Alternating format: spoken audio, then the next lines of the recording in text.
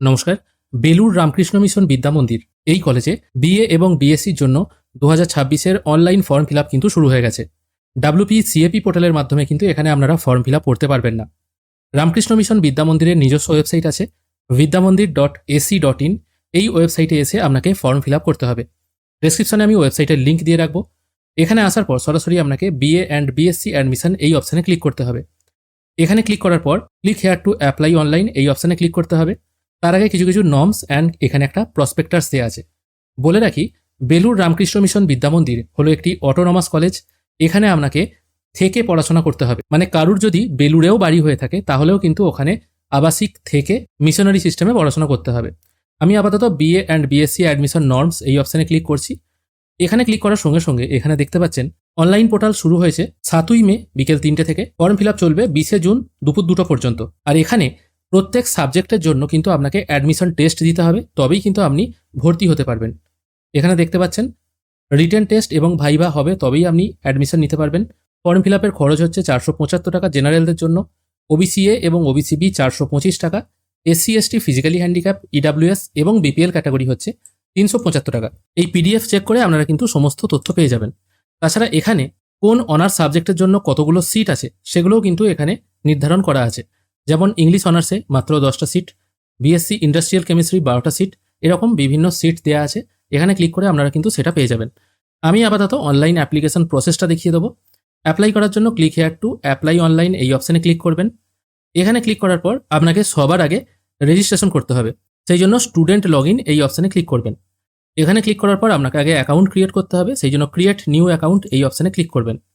এখানে ক্লিক করার পর আপনার নাম মানে ফুল নেম, ইমেল আইডি, আপনার পছন্দ মতো একটা পাসওয়ার্ড সেট করে ক্রিয়েট অ্যাকাউন্ট করবেন। এখানে আপনার অ্যাকাউন্ট সাকসেসফুলি ক্রিয়েট হয়ে গেল। এরপর অ্যাপ্লাই করার জন্য অ্যাপ্লাই নাও সেকশনে আপনাকে ক্লিক করতে হবে। এখানে আপনার নাম অটোমেটিক শো হচ্ছে। তারপর এখান থেকে জেন্ডার চুজ করতে হবে, এটা বাই ডিফল্ট মেল থাকবে। এখানেও একটা কথা বলে রাখি, এটা শুধুমাত্র মেল ক্যান্ডিডেটদের জন্য, মানে পুরুষদের জন্য। এটা কিন্তু কো এডুকেশনাল কলেজ নয়, এটা শুধুমাত্র মেল ক্যান্ডিডেটরাই অ্যাপ্লাই করতে পারবে। তারপর গার্জেন নেম এখানে ফিল করতে হবে, তারপর আপনার ডেট অফ বার্থটা এখানে বসিয়ে দেবেন। একটু নিচের দিকে আছে অ্যাড্রেস ডিটেল, এখানে আপনার সম্পূর্ণ অ্যাড্রেস, আধার কার্ডে যেটা আছে বা আপনার অ্যাকচুয়াল যেটা address, village, post, police station, district, pin, state, এগুলো ম্যানুয়ালি আপনাকে ফিল করতে হবে। তারপর নিচের দিকে আছে কন্ট্যাক্ট ডিটেল, এখানে আপনার ফোন নাম্বারটা বসিয়ে দেবেন, এটা বাড়ির ফোন নাম্বার বসাবেন। তারপর আছে রেসিডেন্সিয়াল ফোন, এটা অন্য কোনো যদি ফোন নাম্বার থাকে সেটা বসাতে পারেন, যদি না থাকে দেওয়ার দরকার নেই। তারপর আছে ক্যাটাগরি ডিটেল, এই ক্যাটাগরি ডিটেলটা আপনাকে সঠিকভাবে ফিল করতে হবে, কারণ এর ওপরই নির্ভর করছে আপনাকে কত টাকা পেমেন্ট করতে হবে।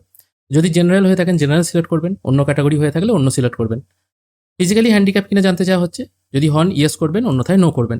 তারপর একটু নিচের দিকে চলে আসছি, এখানে আপনাকে উচ্চ মাধ্যমিকের ডিটেল ফিল করতে হবে। বোর্ডের নাম এখানে বাই ডিফল্ট WBCHSE থাকবে, যদি আপনার অন্য বোর্ড হয়ে থাকে সেটা এখান থেকে সিলেক্ট করবেন।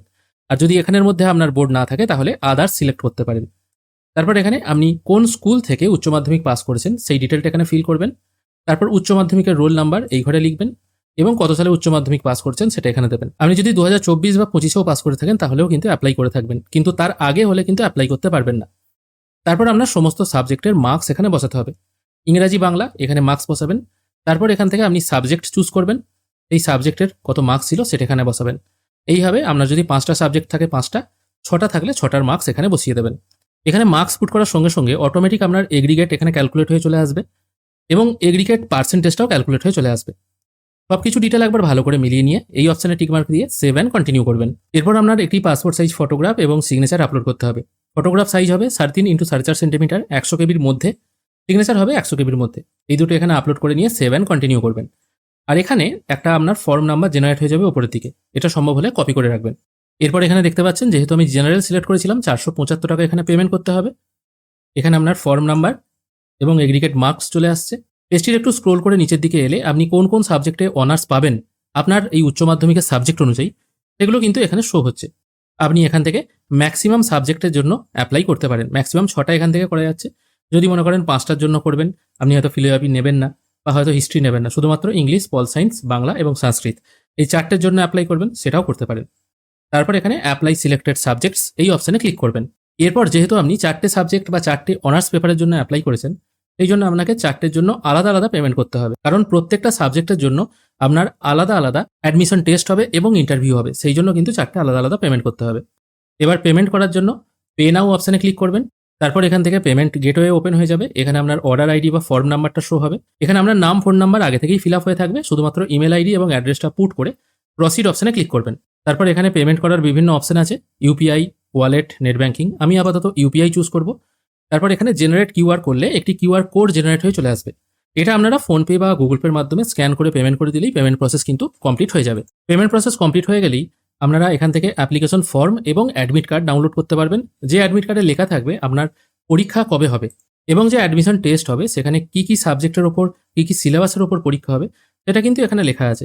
আপনারা এই অ্যাডমিশন নর্মস এর ওপরে ক্লিক করলেই যে পিডিএফটা আপনারা পাচ্ছেন সেই পিডিএফের একদম নিচের দিকে কোন সাবজেক্টের কি সিলেবাস আছে সেটা কিন্তু মেনশন করে দেওয়া আছে।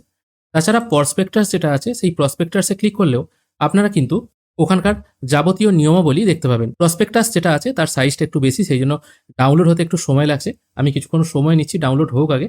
এখানে দেখতে পাচ্ছেন সূচিপত্র আকারে সমস্ত কিছু নর্মস এবং সমস্ত কিছু ক্রাইটেরিয়া কিন্তু সুন্দরভাবে মেনশন করে দেওয়া আছে। আর কোন সাবজেক্টের অ্যাডমিশন টেস্ট কখন হবে সেটাও কিন্তু এখানে দেওয়া আছে। বোঝার সুবিধার জন্য বলছি, যেমন এখানে ধরুন ইংলিশের অ্যাডমিশন টেস্ট হবে 23শে জুন 2026 সকাল 11টা থেকে দুপুর 12টা পর্যন্ত।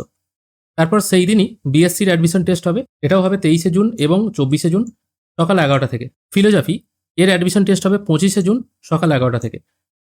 কোন ক্ষেত্রে কত মার্কস কিভাবে বিভাজন করা আছে সব ডিটেল কিন্তু এখানে সুন্দরভাবে দেওয়া আছে। এইভাবেই কিন্তু আপনারা খুব সহজে বেলুড় রামকৃষ্ণ মিশন বিদ্যা মন্দিরে সরাসরি অ্যাডমিশন নিতে পারবেন। WBCFA পোর্টালের মাধ্যমে কিন্তু এই কাজটি হয় না, এটা কিন্তু মাথায় রাখবেন। যারা অ্যাডমিশন নিতে চান অবশ্যই তাড়াতাড়ি ফর্ম ফিল আপ করে রাখুন। আজকের ভিডিও এখানেই শেষ করছি। ভিডিও যদি ভালো লেগে থাকে অবশ্যই একটি লাইক করবেন। ভিডিও দেখার জন্য অসংখ্য ধন্যবাদ। ভালো থাকবেন।